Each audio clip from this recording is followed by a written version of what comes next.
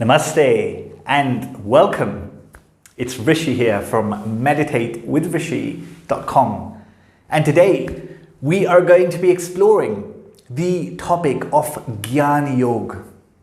In the previous videos, we have looked at what is Bhakti Yoga, we have looked at what is Karma Yoga, and today we explore the very interesting topic of Jnana Yoga. This is actually said to be the most direct paths to enlightenment. It is advertised as the path to instant enlightenment. And that is true. But, a big but, there are some conditions in place essentially, some requirements. So it's important that we know what these are. So in today's video, we are going to look at what is Jnana Yoga, what is the paradigm in Jnana Yoga, how does it lead to enlightenment, what is the path one must follow, why is it very easy to fail on this path, and why is it easy to succeed on this path, okay? So we're going to cover all of this. Make sure you stay till the end of the video, and it's essentially what I want to say is this is what we're speaking about is Vedanta. It is Advaita Vedanta, which forms the basis of Jnana Yoga. So for the actual philosophy of Vedanta, I've already done a video on this. Go and check it out on this channel. And after this video, I will be doing more videos explaining the philosophy of Advaita Vedanta because it is very interesting and it takes a bit of time to grasp. But once you grasp, you will see basically all your questions will be answered. That is the point ultimately, okay? All right, so let's get into it. What is Jnana Yoga? So Jnana Yoga is the path of knowledge. Jnana means knowledge, Jnana means wisdom, the path of knowledge and wisdom. And ultimately what we are doing here is we are using our mind, our intellect to reach the truth. We are using our mind and our intellect by learning, by inquiring into the nature of the truth, essentially. So the idea is very simple. Unlike the other yogas, in here you do not need to do anything. You are already free. You are the spirit, you are the pure consciousness, the pure awareness. You are already free. You are already free of suffering. You are already totally liberated. There is nothing to do here, only to realize that you are this pure consciousness. You are Brahman, essentially. So the paradigm is very simple. The problem, right? The problem, why do we suffer in this world? The problem is ignorance. We do not know our true nature as spirit, as pure consciousness. And we identify with the mind and body. And because we identify with the mind and body, we go and we suffer in this world. Think about it. Any suffering that happens, anything, any reason that you become unhappy, that you suffer, that you become sick, is only related to the mind and body. The spirit that is within is ever free. It feels no suffering. Its nature is pure bliss, essentially. So the problem is that we are ignorant of our true nature. And very simply, if the problem is ignorance, then the solution is knowledge. It is Jnana, essentially. So this is Jnana Yoga. The problem is that we are ignorant. And the way to become free of suffering is simply to obtain the knowledge and realize what is our true nature. Realize that we are pure consciousness. Sounds really simple, right? and it should be. Technically, it is very simple. Once you realize that I'm not this body and mind, that's it. There should be no more problem, right? There should be no more problem, essentially. So this sounds very simple, but you're probably thinking that I don't really understand what this means. What does it mean that I'm pure consciousness? What does it mean that I'm pure awareness? What does that mean? That's not what I am, right? I don't know this to be true. I am essentially this body. This is how I operate in the world. I've been given a name, a form, and this is how I operate in the world, essentially. This is how people know me. This is how I know myself. I feel pain. I feel hunger. I feel envy. I feel jealousy. I feel love. I feel all these things, right? So it is the body and the mind that feels all these things. So what do you mean that I'm pure awareness? That sounds too philosophical. That's not true for me, right?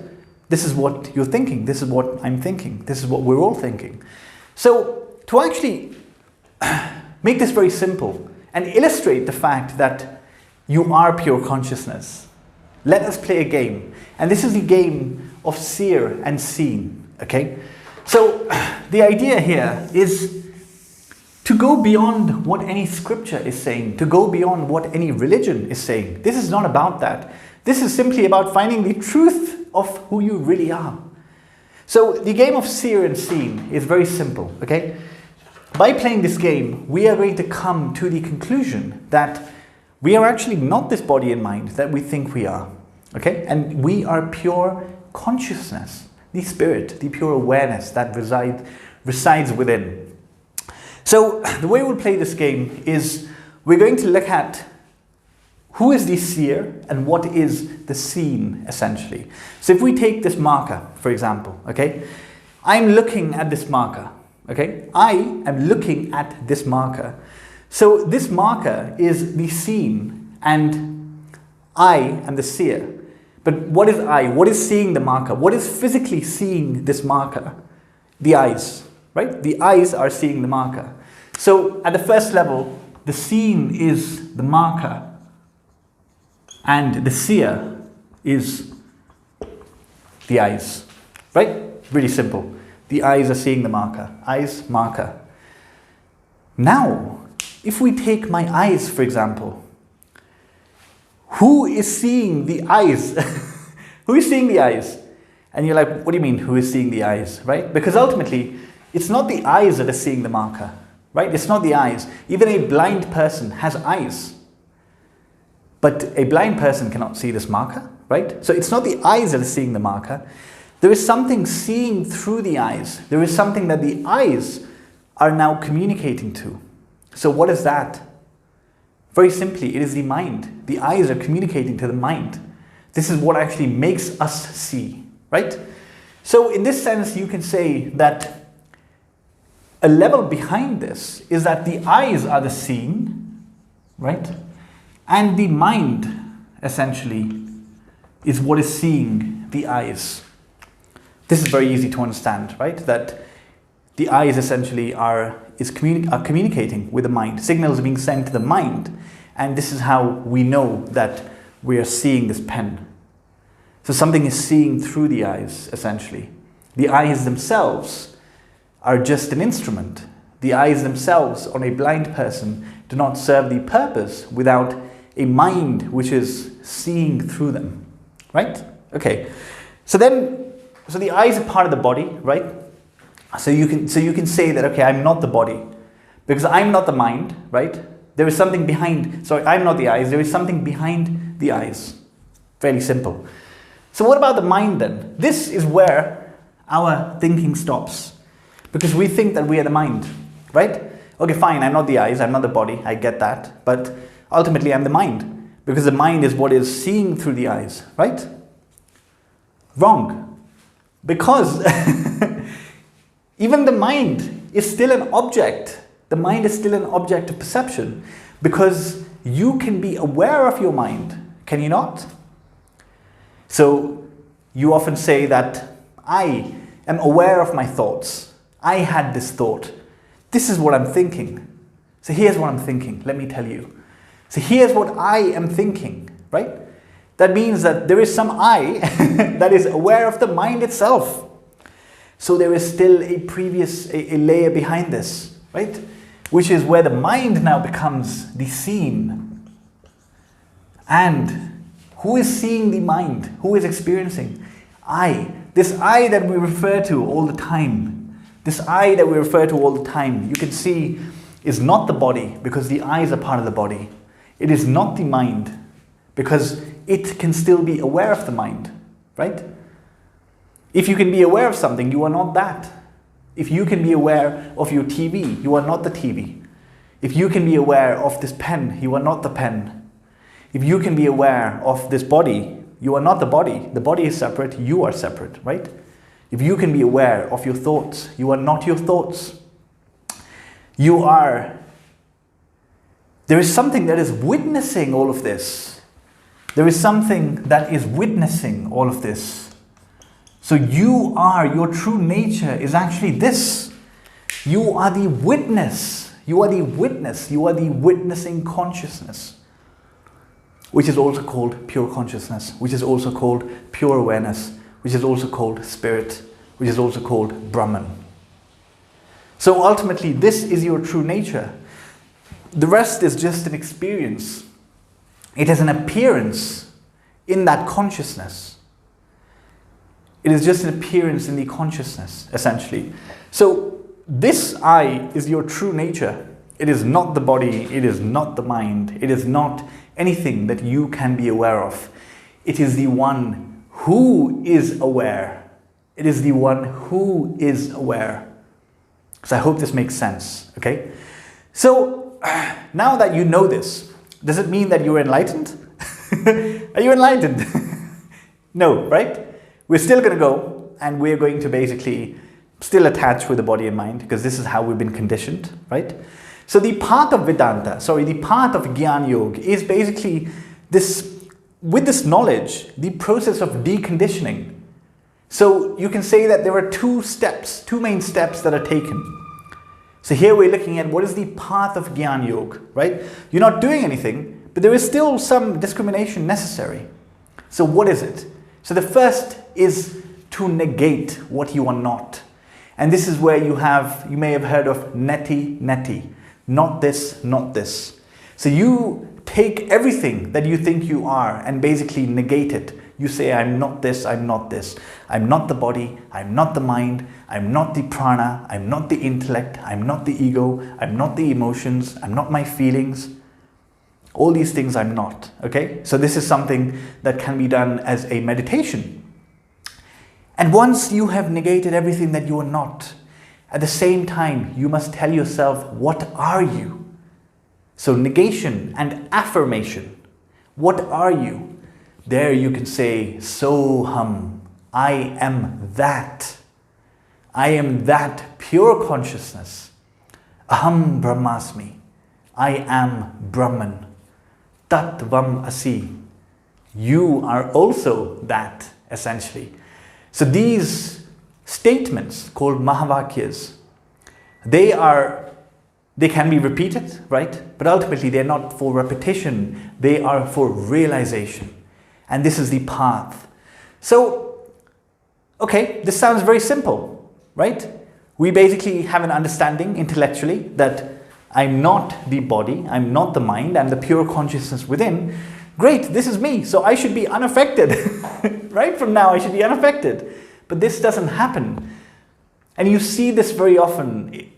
Even there are teachers who are, you can say, enlightened, right? Or they are, they have a deep, deep, deep insight and they're living in this way. But when they're teaching this, it's not really getting through to the students. The students may initially be like, yes, yes, I'm pure consciousness, I'm pure awareness.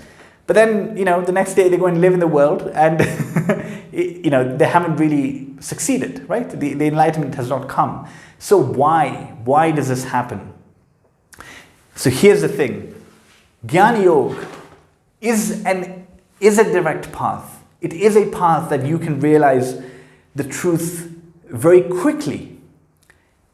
But, and if certain conditions are met, essentially, if certain conditions are met, so there is some preparation that is required. So I'll give you an example. Let's say that you are somebody that is not really that educated, okay? You don't know much of what's going on in the world, right? You are ignorant. And somebody comes to you and you're asking the question, how can I make money? How can I make money?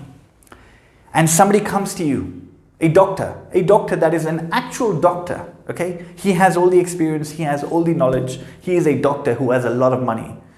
And he comes and says to you that if you want money, become a doctor, because you will get paid very well.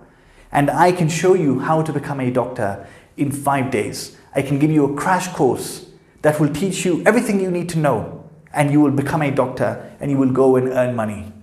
So you go there and you do this crash course and you get the fundamental knowledge, and then you go and try to heal people, to treat people on the field. And the moment you try to do that, you realize that you simply cannot. You do not have even 1% of the knowledge. You do not have, any experience that you need to actually make that a reality, to make you becoming a doctor a reality. There is a lot of preparation that needs to be done. You need to have studied for 5 to 7 years. You need to have treated people for many years to actually be able to fully function as a doctor. In the same way, you can have this basic knowledge that you are spirit, but you cannot experience that until certain things have happened, until certain preparation has happened. And two of the biggest reasons that block us from experiencing them, the ego is number one. In all the videos we've done, in yoga philosophy, you saw that the one thing stands between us and oneness.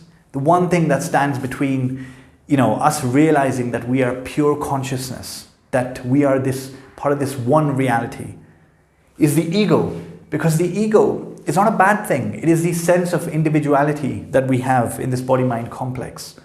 So this sense of individuality is too strong. It is too strong. Because look at your day, right? Take your day. Everything that you do in your day, it is likely that 99% of the actions you do are simply to please the mind, to please the body, or to have a better future experience for this mind and body. Most of the things we do are this, to increase the experience of the mind and body.